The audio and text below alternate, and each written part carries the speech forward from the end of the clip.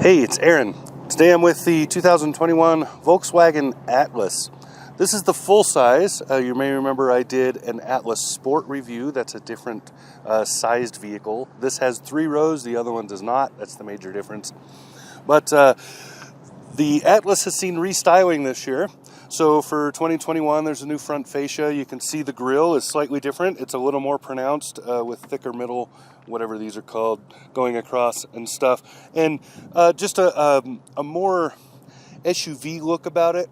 So it was already large. Now it's making sure that you know that. And it's a good look for this particular vehicle. There's also some changes on the back end and a couple of little things that changed throughout.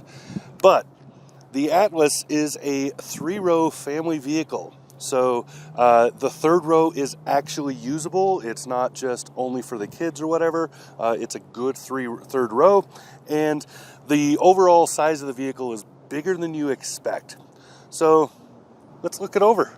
Under the hood of the Atlas, you have 2 different engine options. The engine that's under here right now is a 235 horsepower 4-cylinder. That is a pretty good match, actually. It's turbocharged. The turbo doesn't take forever to bring up any power, so it starts in pretty early with that power, and it runs really smoothly. This is a good match for this particular vehicle. Then there's a 6-cylinder option. 6-cylinder option is 276, I believe, is the number of horsepower, and it's a smooth 6. I've driven it in other Atlas vehicles in the past. It's a nice smooth curve of power, just like a V6, but honestly, I think this 2-liter 4 is better, or 2-liter turbo 4. This turbo 4 is better, simply because you just get the power faster. So it's just a better match for this. I don't think I would bother with the engine upgrade. Now, to get that upgrade is a little bit confusing. There are, like, I don't know, 4 or 5, 6, something like that, packages for the Atlas. And you can only get V6 in certain ones of those. So to kind of break that down, let me remember the names. The SE with technology, or SEL. The first 3 packages, the first 3 trim levels, they have this 4-cylinder. After that, the next, I believe it's 3 more, those have the V6. So what I'll do is I'll just put it on the screen what the packages are, because off the top of my head, I'm never going to remember these package names. It's all the usual kind of stuff. I mean, at least it's not Ford with like 4AB, XY, 77 or whatever. At least, it's like SSE or whatever. But anyway, you get the idea. And I'll put the actual packages that have 4 and 6 cylinders up on the screen. So that's that. Let's look at it from the side, get a good idea of the proportions of the vehicle. Then we'll look at the work again. Then we'll get inside of it. So from the side here, you can see that Volkswagen did a lot with the lines on this vehicle. So you can see it kind of comes around. I'll walk into the picture, you get some perspective. So you can see how this moves around like this and flows along. That's a really cool design detail. It's something rarely seen, where not only does it run front to back, which is pretty common, but it runs with curves. So it curves here to accentuate the fender, and it makes this more of a cliff face, but this itself has this running along. It creates kind of a bullet end right here, and then it runs along here, and that creates a light shelf right here. So it's really cool the way it works. And then this line here isn't just a crease, it also dips in before it comes back out again for roundness, and that creates again another light shelf. So you have a little bit of shade right here, and that creates a change in the light. It's really nice play on how light works on a vehicle, and how lines can create all kinds of movement and things. So this line runs like this, and then comes here, and then straightens out to go across the bodywork. You can see there, and then there's another line up here that started from the bottom of this bullet head and runs across, and that creates this little belt line up here. So you have this wide spot right here, and then this, because it dips down, creates again a light change, right? So you have this line and the belt line running in parallel like that, and then this comes up again to create this rear haunch, to create the fender back here, while this continues steady on all the way to the back. But it doesn't just stop. It comes back here, makes another bullet head, and curves up. and it becomes a continuous line, a continuous circle almost, kind of an ellipse running across like this. So there's a little bit of a thing right here, and it just runs across like this and comes down, and then this sort of meets up here visually, and it creates a continuous. It's a really cool look. I really love these lines. I love that they're curved. I love that because it's so unusual, and it's such a really it's a strong and yet refined look. It's a really, really smart design. I really like it. The wheels on this are pretty okay. They are pretty large.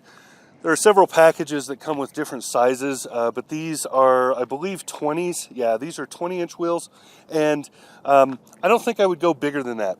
I think if you go bigger than that, you're going to really start impeding on the ride quality. It's already pretty good. It's got a good ride quality, but when you make those wheels bigger in any vehicle, the ride quality suffers because of it.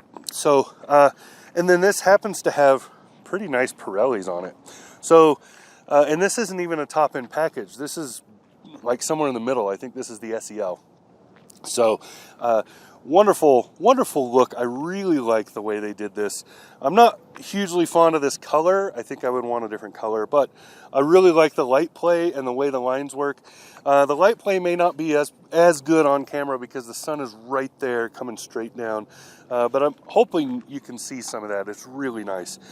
Let's look at the working end in the back and then talk about the 3 rows of seating in there. So looking at the back, you can see that the curvature that was happening up there doesn't happen here. It's a little more flat. This is rounded slightly and then it flattens out. That mimics the front a little more. Also, the changes that were made this year as far as the design in the back, this is a little bit different. It's not as pronounced as it was before.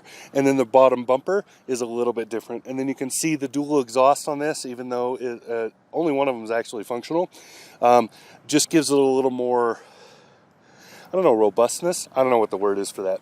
But opening, again, one of the few Volkswagens that opens with a button. Most of the SUVs don't tilt the little logo, which is kind of dumb. I think that's a Volkswagen thing and it should stay.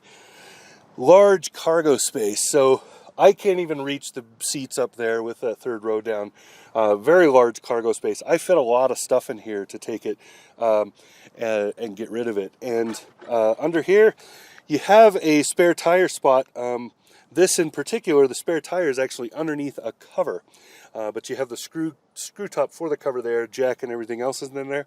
You could get a couple of things in here if you need to. This also acts as a cargo holder, so a separator. So you can like wing it in here and a couple of other things just to make life a little easier when you're using it. Now for the 3rd row, I'm just going to pull one of them up. There you go. And then there's the headrest. So it's one of those, I like to call these the Drone Wars, right? Looks like the Star Wars robot from the Drone Wars. Anyway, that's what this headrest looks like. So now you can see there's a lot less cargo space, but it's still pretty good. And these seats tilt and recline. I can do it from here with the strap, but when you're in the seat, you can also do it from a lever on the side. So that's pretty cool. Now let's get in it. I'll show you what the 3rd row is like for me as 6'3", plus the middle row, and then the front. So the first thing we have to do is get into the 3rd row. That's where this works. That's where this comes into play. So you can see you grab that handle on top of the seat and the whole thing goes forward. Hopefully you can see well enough what I look like in here. So I'm 6'3". I have a little bit of leg room because this seat is moved forward slightly. It does have a little movement to come back. It would hit me right about here if it were all the way back. But the 3rd row is actually usable. Seats 2 has full seat belts, drink holders over here, all that good stuff. So it's comfortable enough that you could put adults back here. I wouldn't put them back here for a long road trip. Your butt's going to get sore because your legs are not even, right? The seats need to be higher for that, right? But this is a usable 3rd row, which is pretty unusual in this segment. Now let's look at that 2nd row, and then we'll talk about the front end. So here in the 2nd row, you can see that I have a lot of leg room, even though this is set for me at 6'3" up there. I also have a lot of headroom. I had pretty good headroom in the 3rd row, really good headroom here, and just overall, this is a pleasant experience. The seat's 3 across. You could get 3 across. This is a wide vehicle, so I do like that. I do like just the whole setup. So Volkswagen, they don't make the prettiest vehicles, but they make extremely functional vehicles, and that's a good thing. So up here in the front, the driver's seat is very comfortable. Passenger seat is the same, and I like the controls layout. So it's pretty simple. It's very straightforward. It has a huge, nicely sized and usable touchscreen over here that's easily within reach. It has just a nice kind of simple layout. Volkswagen is always very austere on their interiors. They've upscaled a little bit now. There's some faux wood inlay and a few other things going on to create a little better interior experience, and I give them a lot of credit for that. Now, this does not have a virtual gauge cluster, which is kind of the thing now. These are still hard gauges, but honestly, I don't really care one way or the other. The virtual screens are easier to see, but I have yet to have any glare on this one too. So nicely set up and smart. All right, so there you go. That's the 2021 Volkswagen Atlas. This in particular is the SE with technology. So base price for the Atlas is about $33,000. This with everything in it, so the SE package plus the technology package, which is right about the middle of the lineup for this vehicle, it's a little over $40,000 with delivery. So $40,000, huge SUV. It's one of the better deals on the market right now. So wonderful, wonderful design, and just a nice vehicle. Volkswagen just really hit the button here. So great job. I think that's it. I'm kind of stumbling, trying to figure out how I'm supposed to wrap this up, because, you know, I'm supposed to have production values and have like I'm supposed to give you a hook in the beginning. I don't think I did that, and then I was supposed to like wrap it up. These are the rules of YouTube's. So all right, that's what I got. This has been Aaron. Talk to you again soon.